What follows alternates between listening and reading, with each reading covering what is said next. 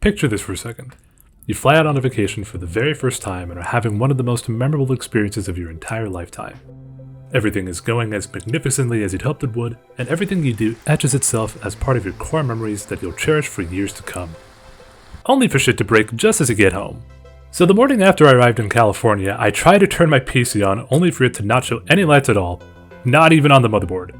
My brother and I took a look at it and tested out with some other spare power supplies, but with no luck. That means I have to send it to Gigabyte and work without a PC for who knows how long exactly. And a few days later, just as I'm taking out the trash, my phone slipped out and cracked right on the back. The screen itself didn't crack, thankfully, but the glass back of the phone was totally broken and I couldn't hold the phone without some of the glass cracking off onto my palm. So I had to order repair and was told to back up all of my data as soon as I could. Sure enough, I fired up my laptop and began backing up every photo and video I had onto my laptop's hard drive. I had it put on my PC's hard drive, but yeah. Thankfully, the repair order didn't take too long and I was able to get my phone up and running, except for one crucial thing. I forgot to back up my authenticator credentials. That included my Steam credentials as well, which led us to the fun part of today's video. Not only did my main devices break on me when I was back from vacation, but supposedly while I've been gone in Spain, this happened. Okay, so under normal circumstances, I'd have thought this was kind of off, but given that his grammar usually isn't the best to begin with, and who knows what could have happened while I was away for 2 weeks, I followed the instructions and promptly got locked out of my account. So as a warning, I told my Discord to not contact me under any circumstances on Steam, which is exactly what Slip did. Kind of. He actually asked me first on Facebook if it was really me contacting him over Steam, to which I told him, no, it's a hacker.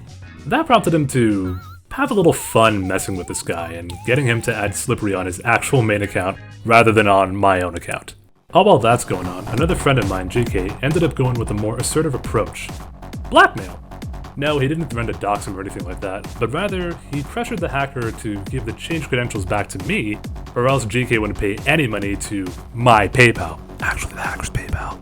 Please keep in mind, for any of my current or future followers, subscribers, or whatever, I will never ask for any money directly on PayPal from anyone on any of my channels, ever. To our surprise, not only did the hacker give the new password to GK, but he also specified the emails which he used to make this attack happen, including what I presume to be a burner email to tie to my Steam account after he acquired it.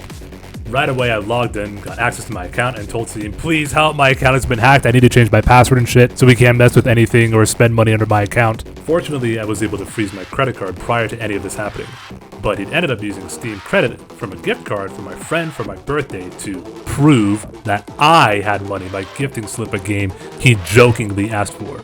And don't worry though, he gave me back my money on not PayPal, so it's all good. From there, I had to play a long waiting game. First for my phone repairs that took all afternoon to do, then for Steam to restore my credentials later that night, and finally for my motherboard to come back from Gigabyte, only for it to die on me again anyways after I'd reassembled everything again and reset my computer after installing some updates. At this point, after dealing with the bullshit of my tech breaking, I gave up on getting another RMA warranty order, and I just bought another motherboard that was on sale. One more assembly later, and after I put all my parts together, I booted up my PC, only to find that everything worked. The M2 installed the update before the old motherboard crashed on me, and all of my data was restored without needing to reinstall or reconfigure anything at all. So where does that leave me? Well, in a good situation now, thankfully. Although there are some points that I would like to set aside for both myself and for the future of the channel.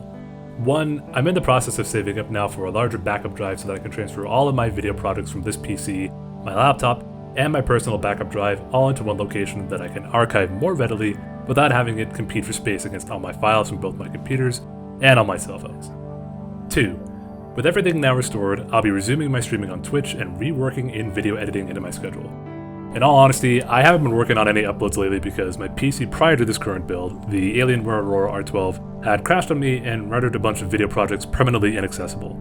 That was an awful experience given that my backup drive was running out of space, and I had to store my more recent projects on all of the Alienware storage that was available before that gave out on me. Since then, I've gotten extra internal storage in case anything ever happens to my PC in the distant future as a stopgap to getting more external storage. Third, I've got a tentative schedule out for the month of May, with Tears of the Kingdom being the main game of interest and a couple of collaborative streams with other channels I've been a part of. You guys know who you are. And finally, I've been mulling around making a separate YouTube channel or an Imgur or some other media sharing account for all of my non-gaming related videos and photos I saved up over the years.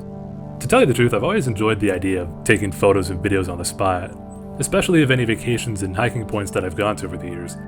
I came to realize this once I got my LG G4 back in college, and it had a decent camera for the first time in my life compared to the old, oh my god, what was it? The Alcatel One Touch. Soon after college, a friend of mine had loaned me his Nikon camera, and that basically cemented that I wanted to do photography and videography on the side. Again, as for the channel, I haven't decided on that yet, so let me know what your thoughts are down in the comments below. All of the information that I said regarding the channel and everything prior to this will all be available on my Discord, Twitter, and any other accounts that are either already made or that are linked in the description below. With that said, that'll be all for today's video. I hope all of your days have been going well, and until next time, I'm out.